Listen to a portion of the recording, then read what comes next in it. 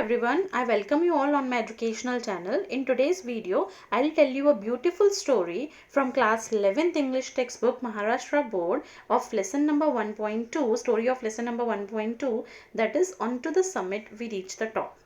Onto the summit we reach the top, this is the heading of the lesson, and this author of this lesson is Tenzing Norgay. First we'll understand about the author, then I'll let you know the story of this lesson. But before doing this, I would like to tell you that if you are still new to my channel, then kindly subscribe it so that you can get the notification of all the videos which I'll be uploading. And after subscribing, do not forget to hit the bell icon. With the help of hitting the bell icon, you can get the notification on time. So let's get started. I have covered entire textbook of class 12th and I have also covered the textbook of class 11th, and now I am completing the explanation of lesson section, prose section, where I have started with lesson number 1.2. So let's get started with today's video. Tenzing Norgay जो है वो इस lesson के author है. Tenzing Norgay is the author of this lesson. और टेंजिंग नॉर्गे यहाँ पे हमें माउंटेनियरिंग की स्टोरी बताते हैं. उनका एम, उनका गोल, उनका ड्रीम जो सच हुआ वो था माउंटेनियरिंग करना और माउंट एवरेस्ट के समिट तक पहुँचना. ऑन टू द समिट क्या है? समिट मतलब टॉप, ऊंचाई पर. ठीक है, तो ऊंचाई पर पहुँच गए थे. अब वी क्यों बोला है उन्होंने? वी कौन था वो मैं आपको बताती हूँ. अब यहाँ पे स्टोरी बताने से पहले मैं आपको टेंजिंग नॉर्गे के बारे में बताती हूँ. टेंजिंग नॉर्गे, इनका बर्थ हुआ था 29 मई और उनका डेथ हुआ 9 मई 1986 में. उन्हें नमग्याल वांगडी बोला गया था, बाय बर्थ एस नमग्याल वांगडी, एंड देन उनको शेरपा टेंजिंग जाना जाता था. वो एक नेपाली इंडियन थे. ठीक है, तो नेपाली इंडियन थे वो. उन्हें बहुत सारे चीज़ों से, बहुत सारे मेडल से ऑनर किया गया था और वो माउंट एवरेस्ट के समिट पर पहुंचने वाले ऐसे दो में से फर्स्ट इंडिविजुअल थे. ठीक है, तो दो इंडिविजुअल्स में से एक थे. तो अब यहाँ पे क्या बता रहे हैं, कैसे स्टोरी ये स्टार्ट होता है. फ्राइडे का दिन था. उस दिन कैंप 9 से निकल रहे हैं टेंजिंग नॉर्गे अपने एक कंपेनियन, अपने एक फ्रेंड के साथ, जिनके साथ वो माउंट एवरेस्ट चढ़ रहे हैं. अब वो जो उनका कंपेनियन था वो कौन था?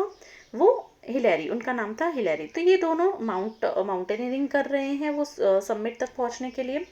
जैसे वो कैंप 9 से निकलते हैं तब वो एक चीज़ को दिल में ठान लेते हैं, मन में वो ठान लेते हैं कि आज कुछ भी हो जाए, चाहे मैं मर जाऊं, बट आज मैं माउंट एवरेस्ट चढ़ के रहूँगा, टॉप तक पहुँच के ही रहूँगा, चाहे कुछ भी हो जाए मैं टॉप तक पहुँच के ही रहूँगा. ऐसा उन्होंने डिटरमाइन करके रखा था, सोच के रखा था. एक तो उस पॉजिटिव अप्रोच के साथ वो आगे बढ़ रहे हैं.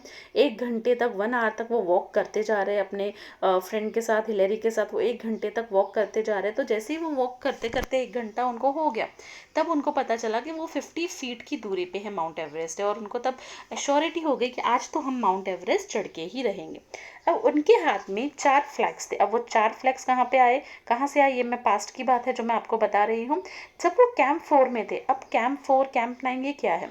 जब वो माउंटेनियरिंग कर रहे थे, जब माउंटेनियरिंग की जाती है तो ऐसे कैंप्स बने हुए रहते हैं, क्योंकि माउंटेनियरिंग करना, टॉप तक पहुँचना माउंटेन के, तो ये एक दिन की बात तो नहीं है.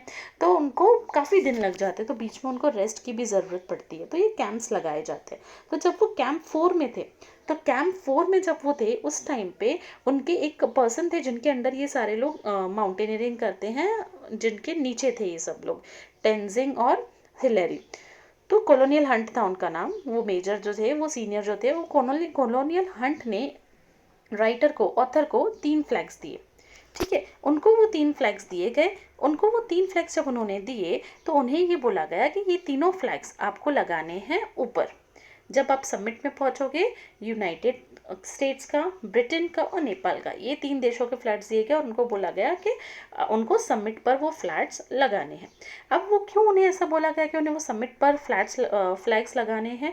3 क्यों दिए गए? अब चौथा कहाँ से आया? अब चौथा जो फ्लैग था वो इंडिया का था, जो टेंजिंग के पास ऑलरेडी था. तो टेंजिंग ने क्या परमिशन मांगा कि वो नेपाली इंडियन होने के नाते वो इंडिया का भी फ्लैग लगाना चाहते थे. तो टेंजिंग नॉर्गे ने बोला कि क्या मैं इंडिया का फ्लैग लगा सकता हूँ? तो मेजर ने एग्री किया. ठीक है, कॉलोनियल हंट ने एग्री किया। तो ऐसे वो 4 फ्लैग्स लेके आगे बढ़ते जा रहे थे। अब वो 50 फीट की दूरी पे थे। इन दोनों के बीच में अब ये आगे सब बढ़ते रहे थे, तो बीच में एक बार नेपाल के प्राइम मिनिस्टर ने अपने ऑफिस में सबको बुला के, मतलब तेंजिंग नोर्गे को, हिलेरी को और कॉलोनियल हंट को बुला के एक एग्रीमेंट साइन करवाया।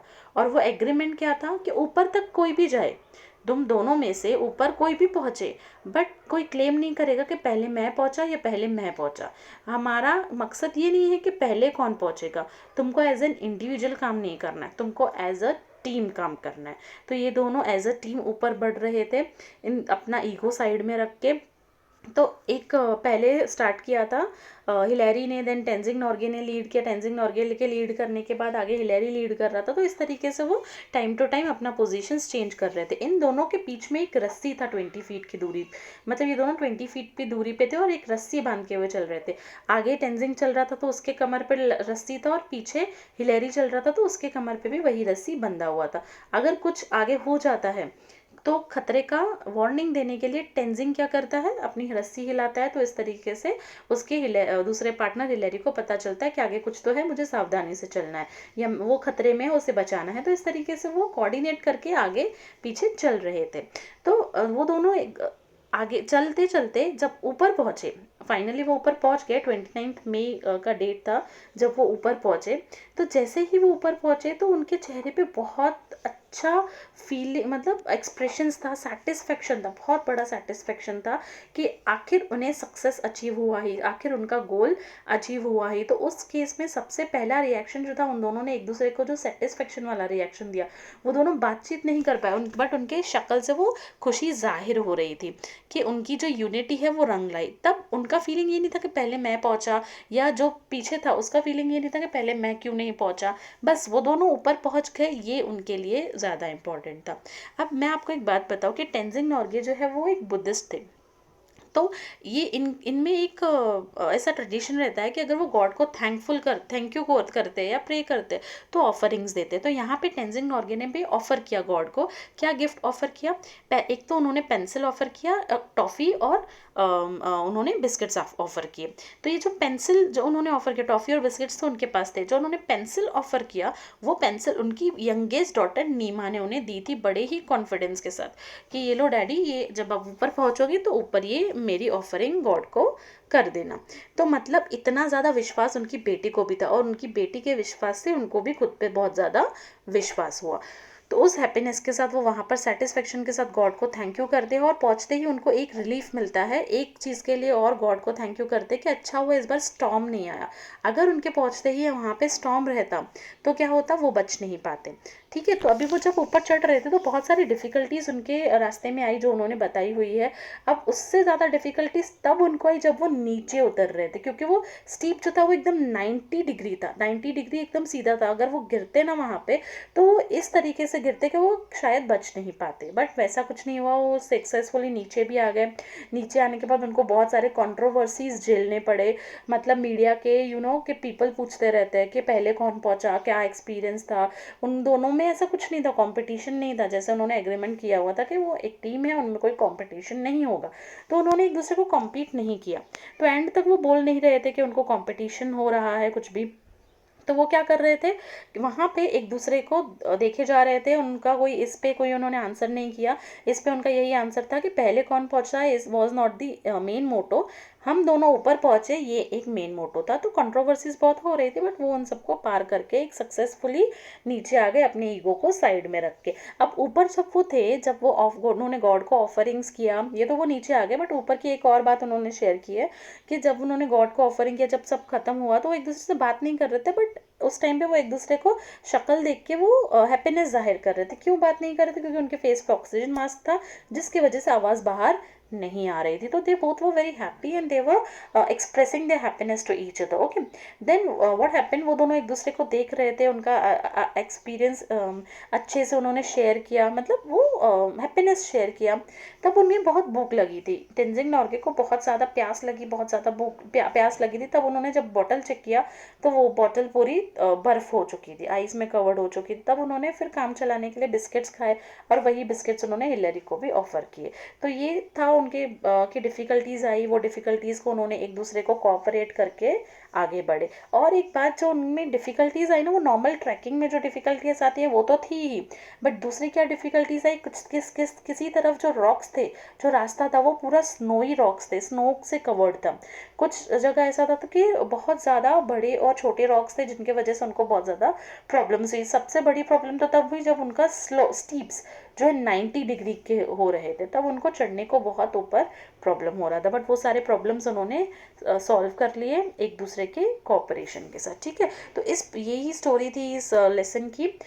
और एक बात इम्पॉर्टेंट कि ये लेसन में ये भी बताया उन्होंने कि ये जो वो माउंट एवरेस्ट पे चढ़ रहे थे वो कोई पहली बार नहीं, वो 7th टाइम चढ़ रहे थे, मतलब 6 टाइम्स वो फेल हो चुके थे, 7th टाइम में वो माउंट एवरेस्ट पर चढ़ पाए।